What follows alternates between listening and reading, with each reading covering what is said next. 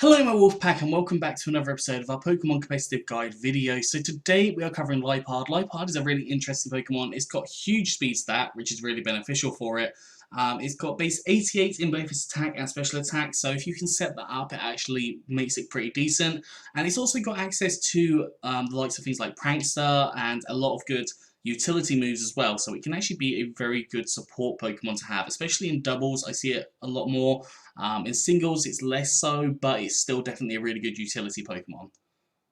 That being said, this is an update video. If you would like to check out the previous video that doesn't have some of the moves that has in this one, then you can go and check out that in the corner. There is a card up there. Obviously I'd recommend you watch this video before going to there.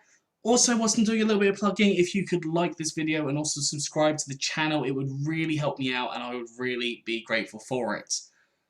Okay, jumping into Liepard. This first set we've got is a utility set. I've put leftovers on here. Now leftovers can work quite effectively in just making sure you're healing yourself up a little bit. You have got very low defenses, so you're not going to live too many hits, but leftovers might make enough difference so you can live a hit. And then we've got Prankster. Now Prankster basically means that any non-attacking moves get their priority raised by 1. So you've got things like Taunt and Yawn here, which will have their priority raised by 1, which can be really effective, and I'll explain that in just a second.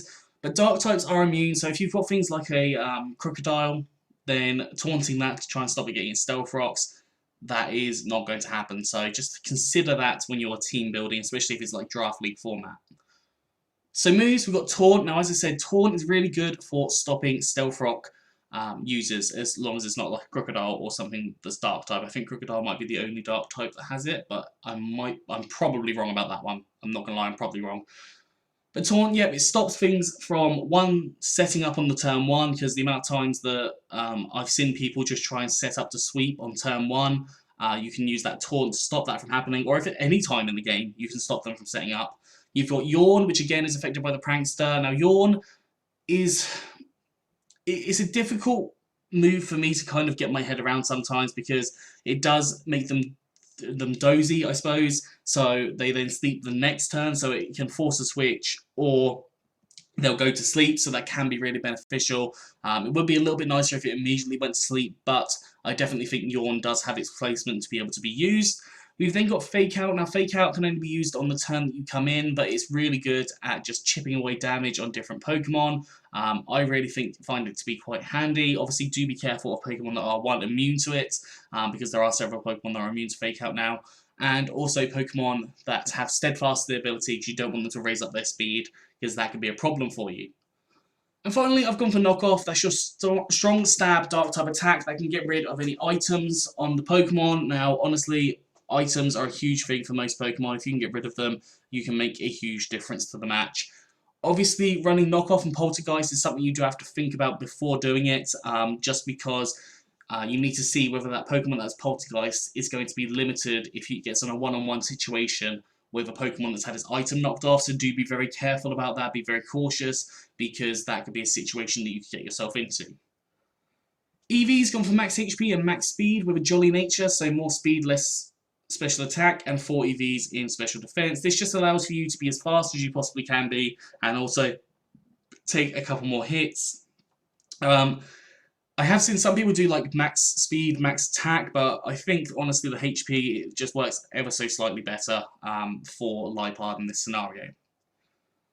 Moving on to the second Liepard, we have got a Nasty Plot set. Now, with the base 106 speed, it outspeeds a lot of different Pokemon, and if we can set up a Nasty Plot to double its special attack from 275 to 550, that makes it a lot more powerful, and then you've got the Life Orb boosting that by like another 115, so that's 665, which is very powerful special attack stat. I have gone for Limber. It gives you the immunity to be paralyzed. Honestly, it's not the best ability in the world, but at the same time, it's relatively okay. We've got Unburden as an opportunity to use this ability as well, so if you wanted to have some form of berry that you could burn later on in the match, like a Patea berry or something, or even like Citrus berry allowing you to heal yourself back up, then that's definitely something that you could use. Or if you're running like a terrain scenario like Rillaboom or NDD, then you could run the Grassy or Psychic Seed, depending on whatever you're going for, to get that Unburden to activate. So lots of different ways that you can think about this. and use different items based on what your team is like. So nice default we can set up. We've got Burning Jealousy, which is a powerful fire type attack. It's one of the attacks that Liepard has got access to now. Now that's really good for hitting things like steel types, it hits grass types, it'll hit bug types, which are super effective against you. So it has got a lot of coverage there in general. Dark Pulse, which is just a generically good dark type attack that hits a variety of different Pokemon. And I've gone for Grass Knot as well, because I think Grass is just typically quite good for its coverage, especially like ground, rock, and water. You typically do see a lot of water and ground types, less so on the rock types, but they're still somewhat common. Now, Burning Jealousy does have this secondary effect that I forgot to talk about. It raises up, it burns the target that has its stats raised that turn. Now, if you've got a Pokemon that you think is going to set up, you can then use Burning Jealousy on it. Honestly, it's a little bit of a difficult one to predict because you can't always predict what the opposing Pokemon is going to go for, but it's something that you can definitely go for, and I think Liepard having access to a fire type attack is just good in general. EV's gone for max special attack and max speed with a timid nature, so more speed, less attack, and 4 EVs in special defense. I would definitely go for the timid nature here because that allows you to outspeed any plus speed base 100 Pokemon. If you don't go for that plus speed nature, you might not outspeed them, and there are a lot of base 100 speed Pokemon, so that's something I would consider. And finally, we have got a Dynamax set. Now, this is more of an interesting set. I've gone for like a double dark type move on here, which I shouldn't have really gone for.